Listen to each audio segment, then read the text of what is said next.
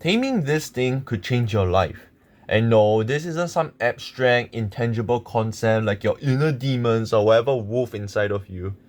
In fact, it is a body part that not many might think about taming.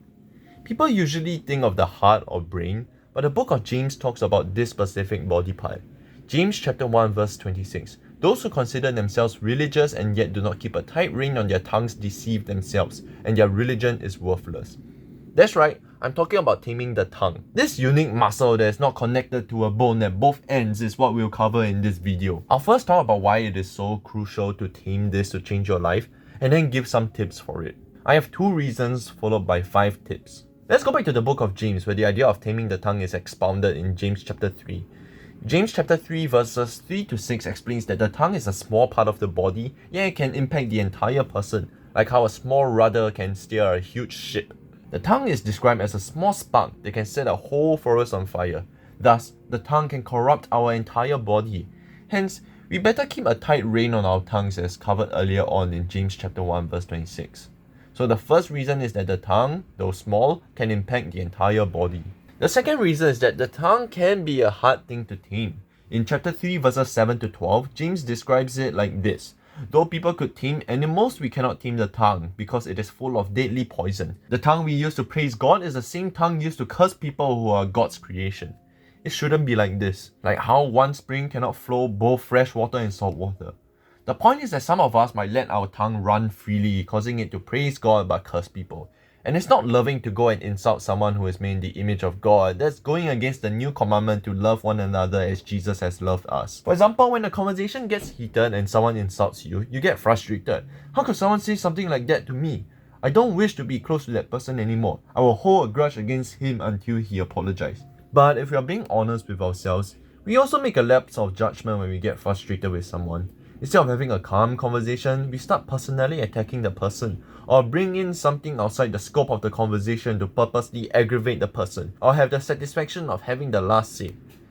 But then after a while, you realize you said something wrong, and then I hope that you apologize for what you said. Another example might be when you're joking around with people. You think it's funny to tease someone for liking a certain music genre or for looking a certain way, but that is also not loving to the other person if he didn't take it as a joke.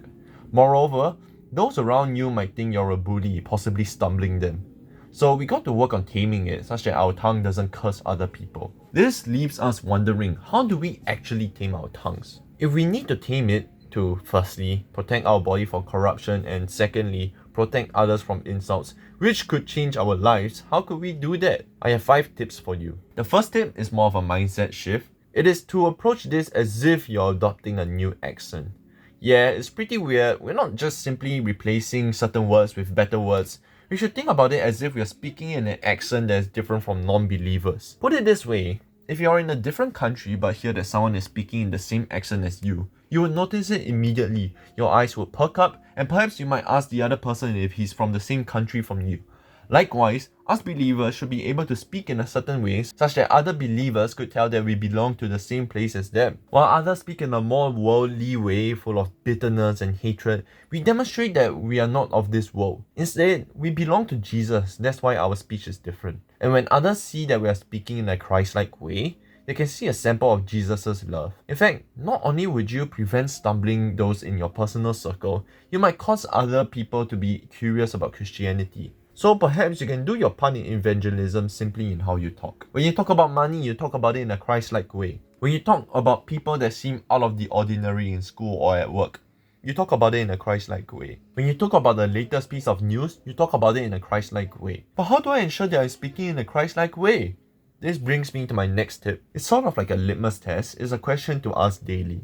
If you've seen this video, you would know what this question is. Is it loving or not? This is such a great question for taming your tongue.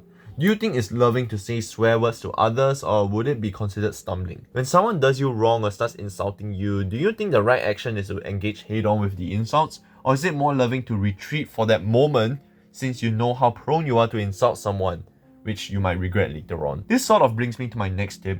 Since you know that your tongue is tough to tame, then it might be better to speak less. I think speaking less can save a lot of time and effort from both parties. For this specific context, it helps you to say less unloving things. When you err on the safe side, defaulting to "I won't say it if it doesn't help," you would do well in refraining from saying the unloving stuff. Of course, when you feel like saying praises to others, it is good to share with them instead of keeping it to yourself. Ultimately, I see benefits when you practice minimalism in your speech. You make less errors in your speech if you talk less overall, so that's what I prefer you do. And this kind of ties into my next tip.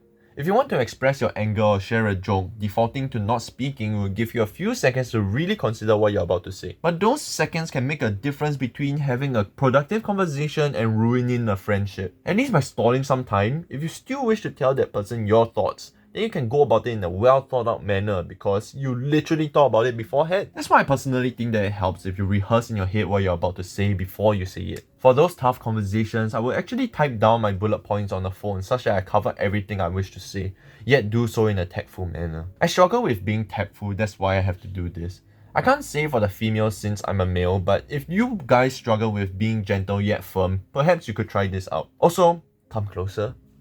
There's an added benefit. If someone sees that you're looking at a script when talking, it shows that you genuinely care about the topic at hand. At least they see that you have given this topic a proper reflection. And sometimes they might really appreciate you for putting in the care in how you communicate with them. So those are my 5 tips to tame your tongue. Firstly, perceive speech like you're speaking in a different accent. Secondly, ask if what you're about to say is loving towards people. Thirdly, speak less so that you will slip up less overall. Next, take your time to think about how you want to communicate your point without insulting someone. Lastly, rehearse in your head or even type out what you wish to say before initiating that conversation. I really hope this video helped you to tame your tongue. As someone who struggles with being tactful and anger, I've finally started taking my first steps to taming my tongue. I know I won't be perfect at it, but at least I'm being grounded by the book of James that I'm headed towards the right direction. So let's work on keeping a tight rein on our tongues when we are on the go for Jesus.